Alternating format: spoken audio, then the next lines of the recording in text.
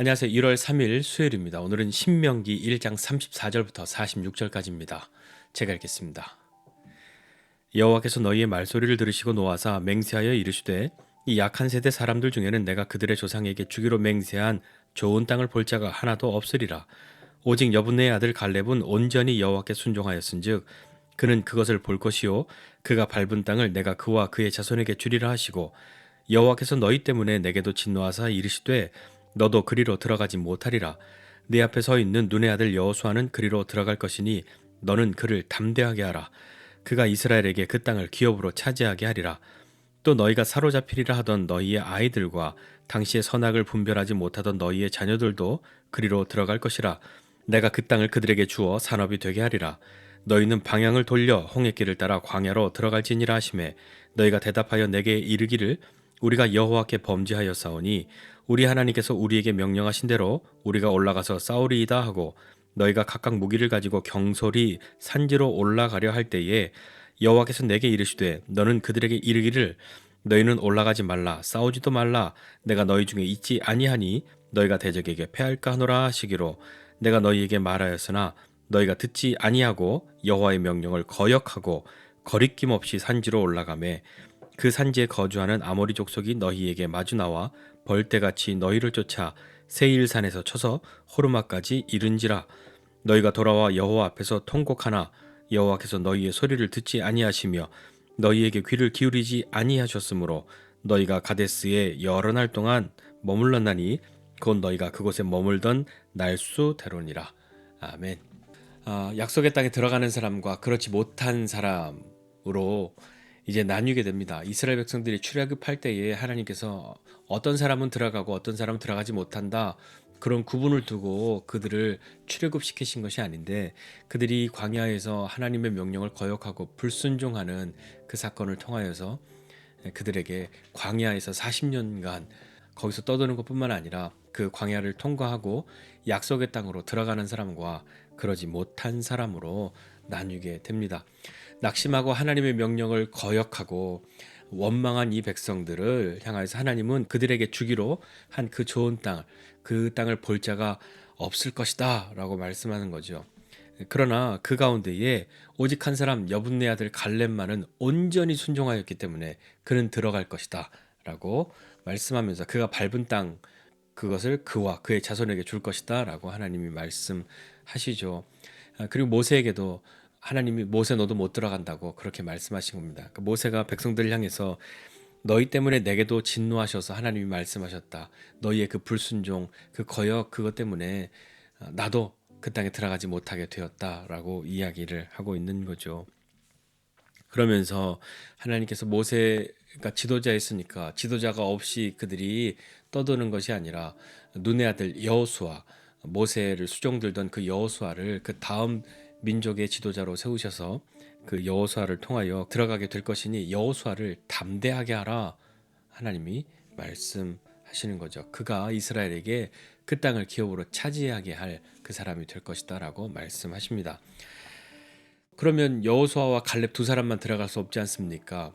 하나님이 이 많은 백성들 그 가운데에 하나님 앞에 낙심하고 원망하며 불평하고 거역하였던 그 사람들 이외에 너희 아이들과 그 자녀들은 그 땅에 들어가게 될 것이다. 그래서 그들이 그 땅을 받게 될 것이고 그것이 그들의 산업이 될 것이다라고 하나님이 말씀하셨습니다.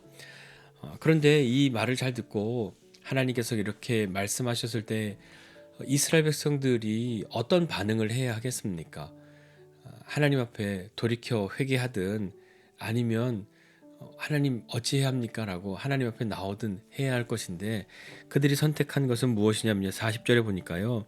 하나님께서 너희는 방향을 돌려 홍해길을 따라 광야로 들어갈지니라 그렇게 말씀하시니까 너네 여기 약속의 땅이 있는데 너네 그렇게 말하니까 광야로 돌아갈 것이다.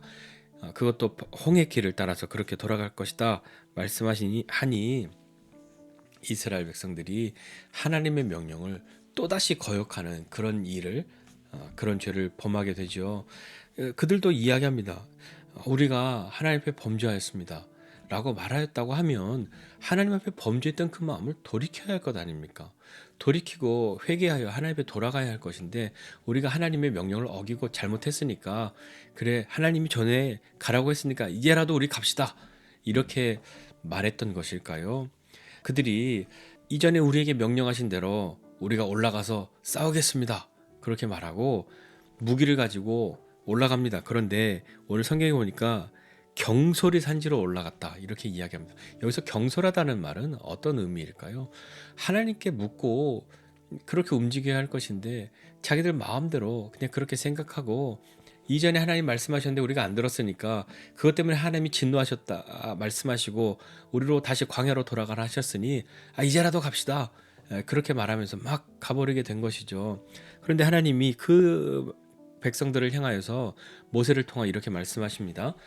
모세에게 올라가지도 말고 싸우지도 말고 왜냐하면 내가 너희 중에 있지 않으니까 그 일에 내가 함께하지 않을 거니까 너희가 대적에게 패할까노라 이렇게 말씀하셨습니다. 그 말을 모세가 백성들에게 다 했음에도 불구하고 백성들은 전혀 듣지 않았던 것이죠. 그 백성들은요 하나님의 명령을 거역합니다. 그리고 거리낌 없이 산지로 올라갔다고 성경은 기록하고 있습니다. 하나님의 명령을 거역한 하나님이 지금 이렇게 말씀하셨어라고 모세가 전해 주었어도 그 명령을 거역하고 아무런 거리낌 없이 자기들이 하고자 하는 대로 그렇게 행했던 것이죠. 결과는요 아모리 족속에게 대패하고 만 것이죠. 이 백성들의 이 모습을 보면요 우리 잘 아는 그 동화 청개구리 이야기 생각나지 않습니까?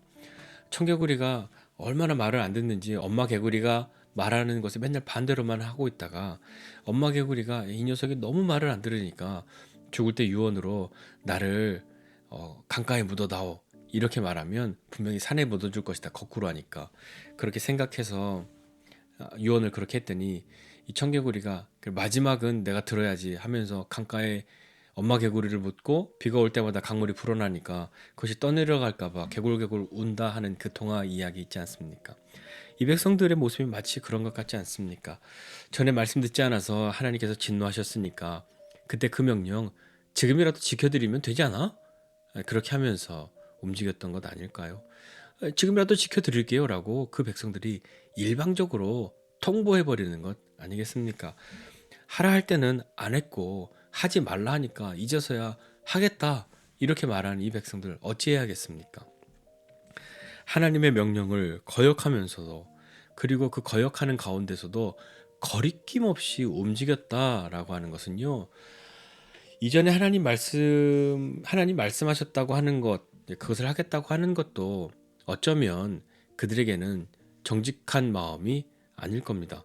왜냐하면 아무리 그들이 모양으로는 하나님이 전에 올라가서 싸우라고 했잖아요. 지금 갈게요. 라고 가는 그 모습이 아무 소리도 안 듣고 모양만 보면 하나님이 말씀하시는 것을 지키는 것 같을지라도 그것이 순종입니까? 지금은 하나님이 가지 말라. 올라가지 말고 싸우지도 말라. 라고 말씀하시는데도 불구하고 거역하고 거리낌 없이 움직였다 하는 것입니다. 순종도 아니고요. 마치 철없는 아이들이 객기를 부리는 것 같은 그런 모습인 것은 아닙니까? 우리도요 그런 것들을 다 알죠. 이런 거 있지 않습니까? 우리 어렸을 때 한참 많이 혼났다고 한다면 너 그렇게 말 안 들을 거면 나가. 그러면 나가라고 하셨으니까 난 나갈 거예요. 라고 말하는 것과 뭐가 다르겠습니까? 그 말이 나가라고 하니까 나는 나간 겁니다. 말을 잘 들은 겁니다. 순종한 겁니다. 그렇게 말할 수 있는 겁니까? 이것의 핵심은요. 말씀에 순종했다. 나는 순종했다라고 말할 수 없다는 것이지 않습니까? 순종하지 않으려고 애초에 마음 먹은 사람이지 않습니까? 순종하려고 처음부터 마음 먹었던 사람이 아니잖아요. 어떻게든 거역하고 내 마음대로 하고자 했는데 이거 내가 하면 마음 아파할 텐데 속상할 텐데 오케이 좋았어 잘 걸렸어 난 이대로 순종했다고 말하고 이렇게 해버릴 거야 라고 말하는 것과 뭐가 다르냐고요. 아무리 순종한 것 같은 모습을 보인다고 할지라도 우리의 순종함을 받으시는 대상에 대한 경외함, 사랑 그것 없이 그 모양만 취한다고 한들 그것이 과연 기쁨으로 순종하는 것이 되겠습니까? 그것은 어쩌면 내가 하고 싶은 대로 하고 하는 나만을 위한 그런 행동, 그런 것 되지는 않을까요? 그러면서 이스라엘 백성들은요, 그렇게 대패하고 돌아와서 하나님 앞에 엎드려 통곡합니다. 그러나 여호와께서 너희의 소리를 듣지 않으셨고 너희에게 귀를 기울이시지도 않으셨다라고 모세가 회고하지 않습니까? 이게 뭘까요? 하나님은 우리의 소리를 들으시는 분 아닙니까? 그런데도 하나님이 우리의 소리를 듣지 않으신다라고 말할 정도라고 한다면 이 일이 얼마나 아픈 일입니까? 얼마나 괴로운 일입니까? 이 일이 우리에게 일어나지 않아야 하는 일들, 그런 일 아니겠습니까?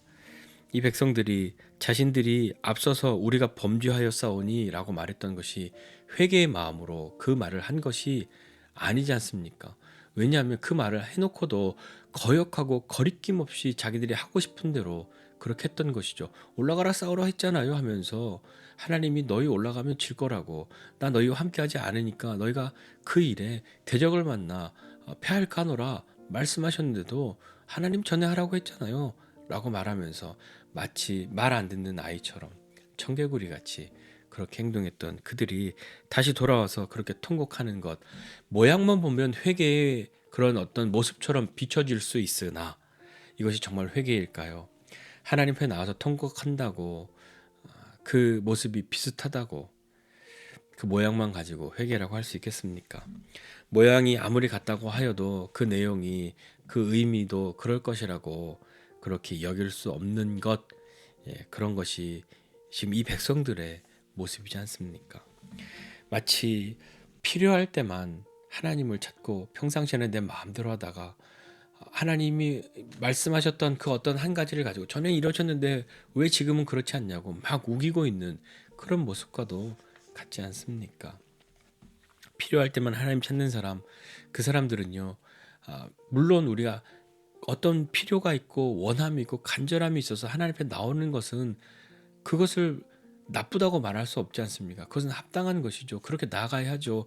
그러나 거기에 그런 간절함을 가지고 하나님 앞에 나왔다고 하면 하나님을 기다릴 줄도 알아야 하는데, 이 필요할 때만 하나님을 찾는 사람들은 기다리지 못합니다.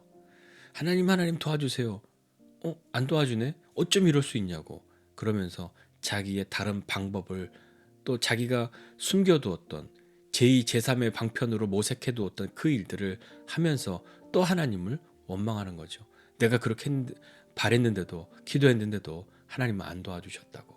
그렇게 하나님을 공격하고 자기가 옳았다고 말하고 싶은 그런 마음으로 행동하고 있는 것 아닐까요? 오늘 말씀 보면서 순종한 사람과 순종하지 않았던 사람, 순종했던 사람과 불순종했던 사람들의 모습을 보게 됩니다. 순종했던 갈렙, 그는 하나님이 그 약속의 땅에 들어가게 되었고, 불순종하였던 사람들은 그 광야에서 모든 것을 마감하게 되었던 거죠. 순종했던 사람들은요, 갈렙은 다른 사람들보다 더 좋은 환경에 처해 있었습니까? 그는 이 광야에 있지 않았고 다른데 어디 더 좋은 휴양지에 있다가 왔기 때문에 그가 순종해야지 이렇게 말한 사람입니까? 그렇지 않지 않습니까? 더 좋은 환경을 허락해 주셨고 상황이 더 좋았기 때문에 순종하는 것이 아니었지 않습니까? 모두 같은 상황에서 그 시간들을 만났는데 그때에 어떻게 반응해야 할지, 어떤 것을 선택할지는 각자에게 달려 있었던 것 아니었겠습니까? 믿음으로 순종하겠는가, 아니면 낙심과 원망으로 불순종하겠는가 하는 그 선택이 어쩌면 우리에게도 자주 찾아오고 있지 않습니까? 우리 그런 때에 어떻게 해야겠습니까? 하나님이 즉각적으로 나를 위해 움직이지 않으셔서 마음이 초조하고 조급할 때가 참 많지요. 필요할 때만 하나님 찾는 사람, 그런 사람 되지 말고 하나님 앞에 나와 하나님을 필요할 때 찾아도 하나님을 기다릴 줄 아는 그런 사람 되어야 하지 않겠습니까? 하나님은 우리의 소리를 들으십니다. 우리를 들으시는 그 하나님을 우리도 들어야 하지 않을까요? 하나님의 말씀을 듣는 저와 여러분 모두가 되시기를 주님의 이름으로 부탁드립니다. 기도하겠습니다. 하나님 아버지, 은혜와 사랑을 감사드립니다. 하나님의 말씀을 듣는 것, 하나님을 듣는 것, 그 마음, 사랑함으로 하나님을 듣는 것, 경외함으로 하나님을 듣는 것, 그것이 우리의 순종되게 하여 주옵소서. 그리하여 하나님이 하시는 일을 기다릴 수 있는 믿음과 용기를 가지고 하나님 앞에 나아가는 사람 되게 하여 주셔서 하나님이 하시는 일들을 보는 믿음의 사람들 다 되기를 원합니다. 하나님 아버지, 한 해가 시작되었고 또 이 연초에 우리가 마음으로 여러 가지 계획들을 하고 또 결심들을 하였으나 하나님, 그것이 공중에 다 흩어지는 것처럼 그렇게 의미 없는 것 되는 것이 아니라 하나님 앞에 믿음의 이정표를 세울 수 있는 시간들이 될 수 있도록 은혜를 더하여 주시옵소서. 우리를 들으시는 그 하나님, 그 하나님을 듣는 우리 되게 하여 주시옵소서. 감사드리고 예수님의 이름으로 기도드립니다. 아멘.